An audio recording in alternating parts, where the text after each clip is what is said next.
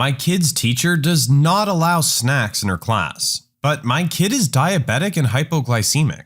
Here's what happened. Subscribe to Am I the Jerk on YouTube and hit the bell for notifications. I, 47-year-old female, have a daughter, 13-year-old female, who's a type 1 diabetic and sometimes hypoglycemic. Due to this, we set up a 504 that says she can eat a snack in class whenever needed, along with other accommodations. Anyway, at one point, one of her teachers, who's apparently a new teacher, denies her a snack while hypoglycemic. She nearly passes out, but in the next class she's in, the teacher has enough common sense to let her eat a snack before passing out at school. When she told me, I immediately called the teacher. When she called back, I lectured her and told her that she needed to let my daughter eat a snack when needed. She says snacks aren't allowed in class, but I tell her that due to my daughter's 504, she's legally required to give my daughter an exception to that rule, and recommended she give it another read. Before hanging up, I told her that if she ever does this again, I'll contact the principal and let him know. I recorded this call on my husband's phone, by the way. A month goes by and the same thing happens again. I request a meeting with the principal and my husband plays back the call between me and the teacher. I tell him she's done this twice and needs to have a talk with her. Turns out he actually fired her for ADA violations. How would I know? I ran into her at Publix. She told me it's my fault that I got her fired over some stupid snacks and I need to stop raising an entitled brat. Instead of arguing back, I just walked away. Was I really the jerk? Did I actually go too far?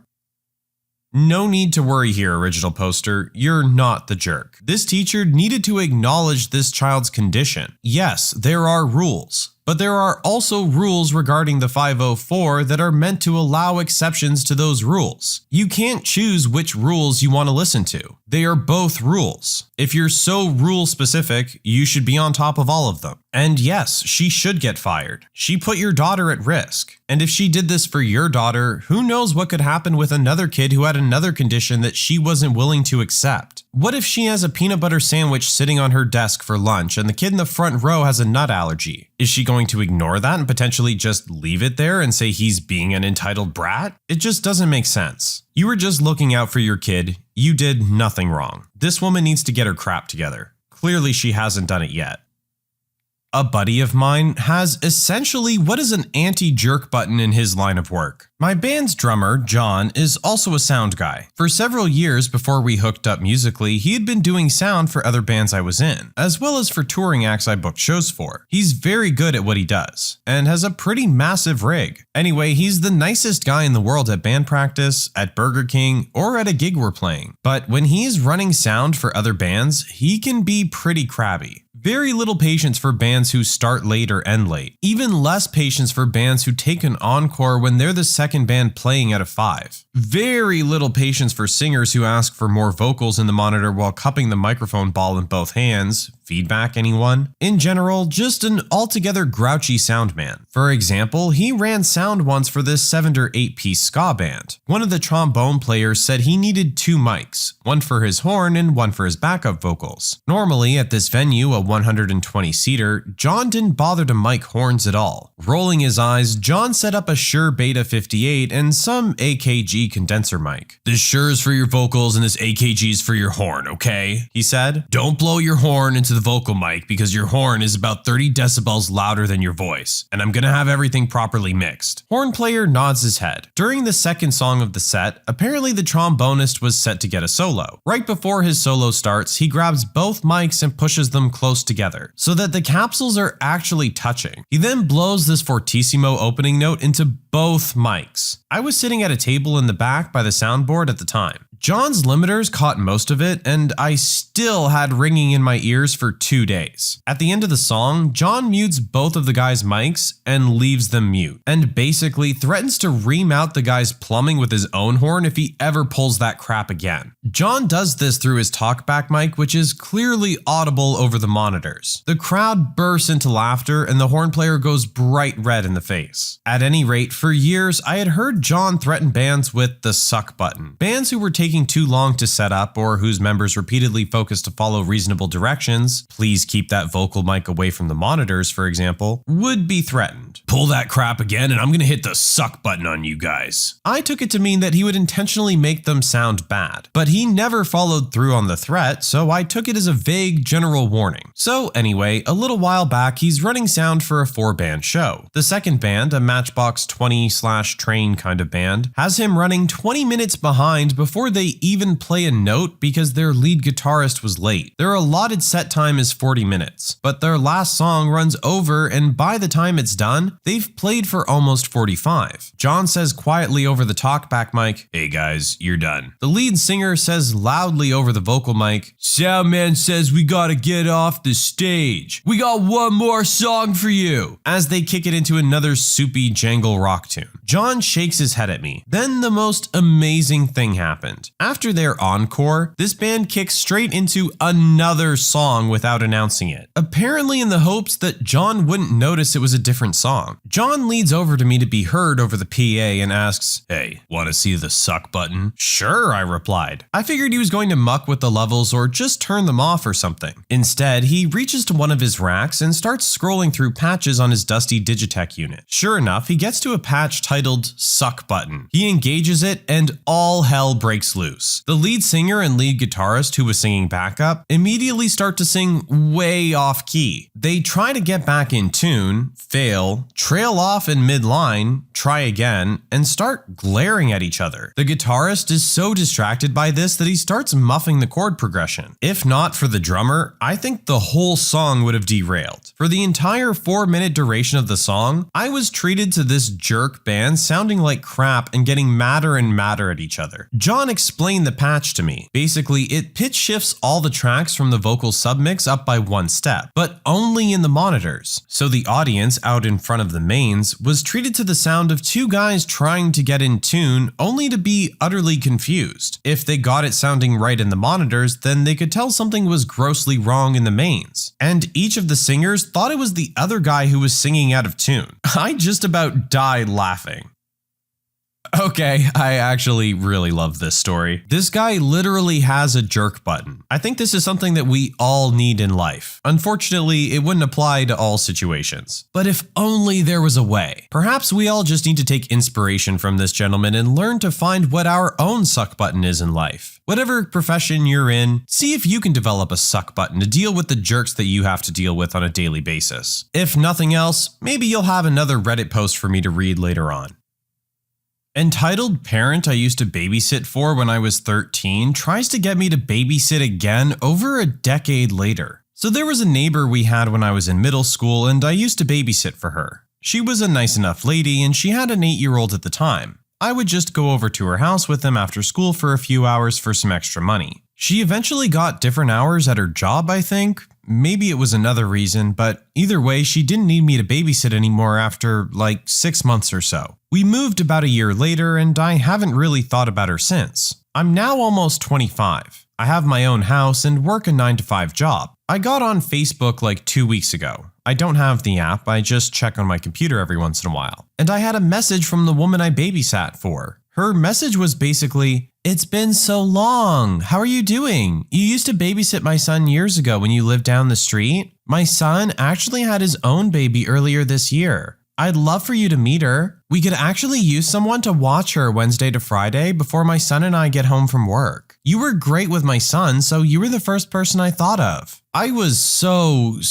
confused by this message. I babysat her son for maybe 6 months over a decade ago, and she wants me to come and babysit her infant granddaughter now? I was the first person she thought of? I messaged her back and essentially said, "It's good to hear from you. That's great that blank had a daughter. She looks so cute in your picture. Unfortunately, I'm not interested in watching her. I'm sorry. I work until 5 and would be unable to anyways. But I hope you find someone." So it's been 2 weeks since this and I have gotten, no joke, 10 more messages from her begging me to babysit her granddaughter. I barely know these people and she will not stop asking me. She even asked me to change my work schedule so I'd be able to, offering me $10 an hour to watch her. I'm about to just block her, but I could not believe how strange this was and could not believe the request she was trying to make. How entitled can you get? I'm sorry, what? What is wrong with this lady? I'm just as confused reading this as our original poster is, I think. Like, nothing here adds up. Why is our original poster the first person you thought of? And when they said no, why are you being so persistent about it? You know there's services that you can hire, right? Or go to a family member or something? But this person's literally almost a stranger to you. And the person that you knew 10 years ago isn't going to be the person they are now. They're a full-grown adult. And to top it all off, $10 an hour? Come on. If I were the original poster though, I wouldn't block her, for the entertainment value alone.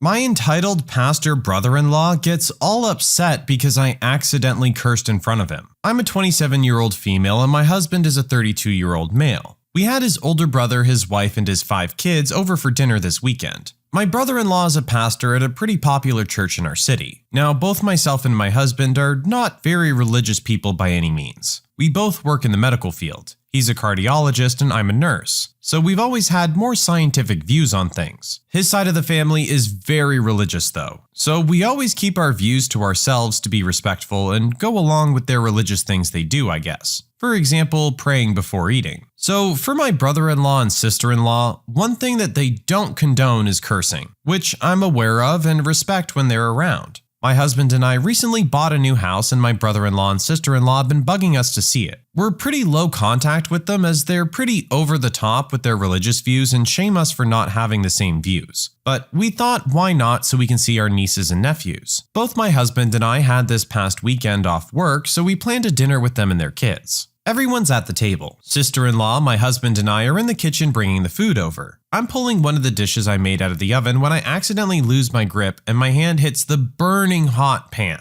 My first reaction is yelling, "Ow, crap!" Except I didn't say crap. My sister-in-law gasps. My husband comes running over asking if I'm okay, and that I should have let him take that out. I grab some ice and head over to the table. My brother-in-law, who's sitting at the head of the table, is sitting there silently kind of shaking his head. Not even an "are you alright?" or anything. First thing he says to me is that cursing was very offensive to my family and I. You know we don't condone that. Are you going to apologize to me? I'm sitting there kind of in shock for a moment when my husband comes to my defense and starts explaining to brother-in-law that it wasn't intentional and that it was an in-the-moment reaction. He starts going off about how that's unacceptable and a person of his rank doesn't condone or want to be in the presence of vile words like that. So I say back to him, "I'm sorry, brother-in-law. Maybe if you weren't acting so holier than thou and got up and helped us in the kitchen, I wouldn't have cursed. And my hand's fine, by the way, thanks for asking." They leave shortly after dinner, and ever since then, my husband's side of the family has been bombarding us with texts about how we embarrassed brother-in-law and sister-in-law, sending us quotes from the Bible and articles about why cursing is unholy and things like that. My husband and I have honestly been getting a good laugh out of this and think that everyone is overreacting. I kind of feel bad though for my nieces and nephews, and feel like maybe I should have bitten my tongue. But I don't know. Am I the jerk? I'm sorry, you're asking if you're the jerk for having a completely normal reaction to being in sudden immense pain? No, you're not. I'm going to avoid getting into too much religious stuff here just to try and keep this as clean as possible for you guys. We don't need any controversy. Everyone's entitled to believe in whatever they want to believe in. But that goes both ways. You have to understand that other people don't live your way of life. And in that split moment, you need to understand that that's a perfectly normal reaction. Acting all high and mighty in the way you are isn't making you a better person. It doesn't put you above the person that you're putting down. They're in pain and you're being a complete jerk over a word. A simple sound that when it comes out of someone's mouth, people decided a few hundred years ago that it was offensive. Believe it or not, society changes. It evolves. Just because you've chosen not to doesn't mean you can expect the same from everyone else. Original poster, not a jerk. Brother-in-law, grade A jerk. Holy or not. When our parents died, my brother refused to look after me. Now years later, he needs help. Well, guess what, buddy? I'm a 24-year-old male, and my parents passed away when I was very young. I have 3 siblings, a sister and 2 brothers. All of them are much older than me. After my parents passed away, I wanted to live with either my sister or my second brother, but both of them made it very clear that they don't want me. I didn't want to go with my oldest brother because he's our half-brother, and I wasn't close to him and he lived in another city, away from all my friends and the rest of our family. But he was the only one who wanted me, so I went with him. Unlike what I thought, my oldest brother is actually awesome, and I have a very good life. I still live with him. My other siblings didn't even bother to call much. This was just some short background to catch you up. Recently, my second brother lost everything. I don't know or care about what happened. All I know is he's in a very bad spot. My sister left the country a few years ago, so my oldest brother is the only one who can help him. A few days ago, my oldest brother told us my brother and his family, wife and sons 11 and 17, want to move in with us for a while because they have no other option. His wife doesn't have a family. We live in a 5-bedroom house. My brother's room, my room, his daughter's room, his son's room, and our gaming room. So we have the space for them to move in. My brother said he doesn't want to force us to give up our space and wants us to figure out something that works for us. My nephew said he's fine with giving up the gaming room or sharing for a short time, but I said screw them. I'm not sharing or giving up anything for them. And my niece does what I say, so she's on my side. My brother said he's a bit disappointed but won't force us to do anything. However, my second brother and his wife thinks we're being selfish jerks. Yeah, this one just really feels like a story of what goes around comes around. I mean, you can't really blame our original poster for feeling anything different. This brother essentially was ready to abandon him, and now, years later, he's in a situation where he can't look after himself and needs help. Honestly, I just feel like he's getting a taste of his own medicine here. Don't get me wrong, I hope they figure everything out, and it has been a long time since this initially happened, so I hope the second brother has grown into a more mature adult. But I understand how our original poster feels, and I'm not going to call them a jerk because of it. My family leaves me behind on a trip and is then surprised when I decide to do the same thing to them. When I was 15 or 16, my sister was invited to a medical study for a disability she has. As a part of this study, her and my parents traveled to DC 3 times over the course of a year. The first time I couldn't go because my parents couldn't afford to buy me a ticket on top of what the study was funding. They found out when they were there that they would have totally funded my ticket. So when the second trip was lining up with the week of my 16th birthday, I was super excited because I thought I could finally see DC. I wasn't able to afford my school's 8th grade trip, so the idea of a Sweet 16 in DC was the best thing in the world to me, especially as a kid who was really interested in politics. My parents didn't allow me to go on this trip because the week we would have been there would have conflicted with my first day of school. I have an early September birthday. I was completely devastated because not only were my DC dreams crushed, but I was also going to be alone for my 16th birthday. My best friend's parents ended up letting me stay with them for the week so that we could do something special for my birthday. I don't even remember why I couldn't go on the third trip. Probably something to do with school as well. They had a lot of time to sightsee and have fun, and it was a bummer to miss out on that with my family. I'm now 30 and I'm about to see DC for the first time as I'm interviewing for a job. It's the ideal job because it's half remote and half on site, and I'd be able to split my time between DC and New York City. My interview is on Tuesday, but I'm flying in tomorrow to have some extra days to really see everything I want to see, and also just to give myself time to relax before a high-stakes interview.